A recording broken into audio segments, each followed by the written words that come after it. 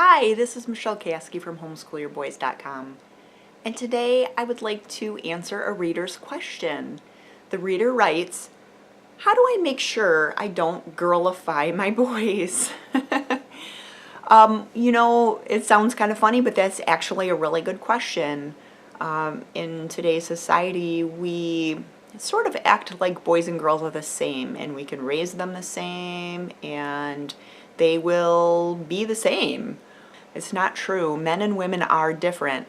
They have physical differences. They have differences with the way their eyes are formed. They have differences with the way they hear.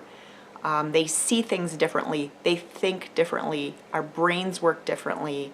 Men are stronger than women. Women can become stronger and men can be weaker, but overall, the average man is going to be much stronger than the average woman. That's just the way it is. How do us moms not girlify our boys? So the first thing is that we need to make sure that we let our boys know that there are differences between men and women. When my sons were little, they didn't treat me the same way that they treated their dad. They tried to. I know when we would tuck them into bed at night, they would give us giant bear hugs right around the neck. And we told them, you can do that with dad. It kind of would turn into a wrestling match. You can do that with dad, but, you need to be gentle with mom. Girls are, you need to be gentle with girls. You don't treat girls in the same way that you treat boys. You don't hit girls. You're not rough with girls. You need to be kinder and gentler with girls. So, some people might not agree with that, but I completely agree with that. I don't want to have to ever hear that my sons were not giving deferential treatment to women. I want them to be gentlemen. The other thing is, us homeschool moms are teaching our sons all day long, but we need to make sure that dad is involved in their lives. Some dads will pick up the ball on their own and they'll be super involved, and that's wonderful. Some dads will need to be prodded a little bit and encouraged to spend time with their sons. So let there be times when dad and the boys go off and do their own thing, or when you go off and just let them do their own thing. Sometimes you're watching the sports with them. Sometimes you let them do it on their own. Sometimes they go off fishing on their own or playing basketball on their own, and sometimes you can be there cheering them on and having a great time or playing with them, but sometimes let them be alone, because men act differently when women aren't around.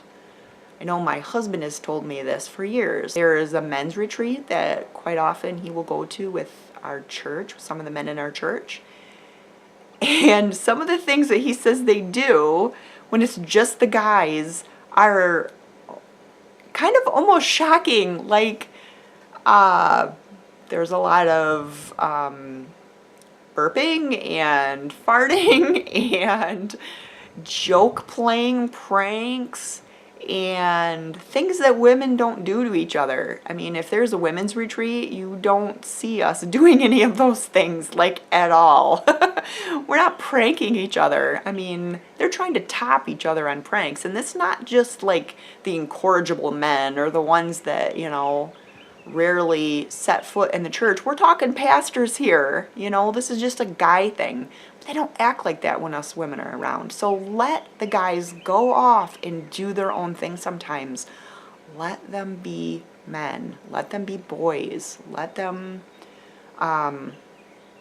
just do that stuff. And because when we're around, most of the time, if I hear my sons doing anything like that, I'm like, oh, stop, what are you doing?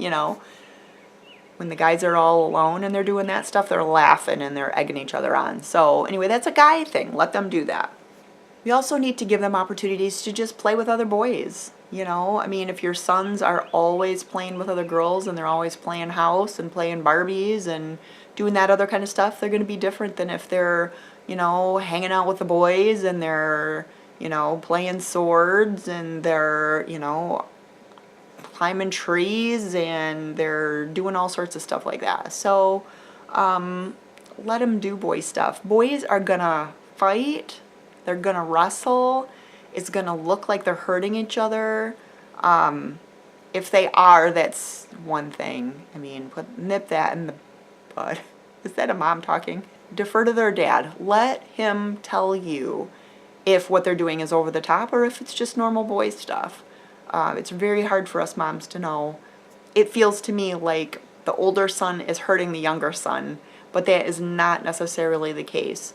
Sometimes it is. Let dad decide.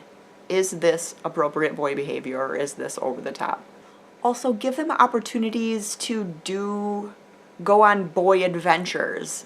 We have our church youth group is going on a wilderness trip up in Canada this summer, and my boys, it's basically a canoe trip. You have to carry everything on your back, including the canoe when you're not in the water, and it's, you know, they're bringing one extra pair of underwear, okay? This is not the kind of trip I would want to go on. My boys are going to absolutely love it. They're going to come home filthy, but they are going to have an amazing time, and they're going to learn a ton, and they're going to be exhausted and tired, but it is awesome boy training. You know, get them out there and let them do some survival stuff. You know, when it comes to things like chores and stuff, it's great for our boys to know how to do everything, but don't just stick your boy on dishes and laundry. Don't just, you know, teach them how to do that stuff. Teach them how to sew on a button. Teach them how to do all that stuff. But let them go out and dig holes in the backyard. Let them be the ones that are spraying for weeds, or moving all the rock piles, you know, doing the heavy landscaping. Let them be the ones that are doing the lawn mowing and the weed whacking and all that kind of stuff. Guys love that stuff. Let them be manly. Let them flex their muscles. Let them build, you know, build up their strength and show that they can do that kind of stuff. It's a fun challenge for them. It's something that they enjoy. We can encourage them to do those kind of things, and that's another great way to not girlify our boys. Anyway, hopefully that gives you some ideas. Like I said, talk to your husband. If your husband isn't available or doesn't have any ideas, talk to some of the men in your church, your pastor.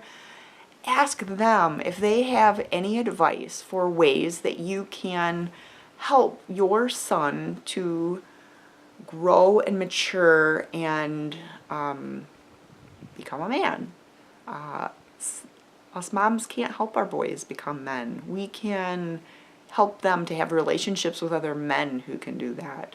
I don't know how to be a man, but my husband does. So anyway, let's learn to back off a little bit. When our boys are little, we're their primary caregivers, we're their primary teachers, we're the ones that are always constantly building into their lives. But as they get a little bit older, our husbands need to pick up some of that slack, and our husbands need to be their primary role model. So hopefully that helps you to have some ideas. Hopefully that answers the question. And if you have any other advice on how to not girlify our boys, I would love to hear it. Please leave a comment below and let me know what you think. And if you could do me a favor and hit thumbs up on this video, I would really appreciate it. And if you haven't subscribed to my channel yet, which way is it? I would love to have you subscribe to my channel as well. So anyway, this is Michelle Caskey from homeschoolyourboys.com, and I hope you have a wonderful day.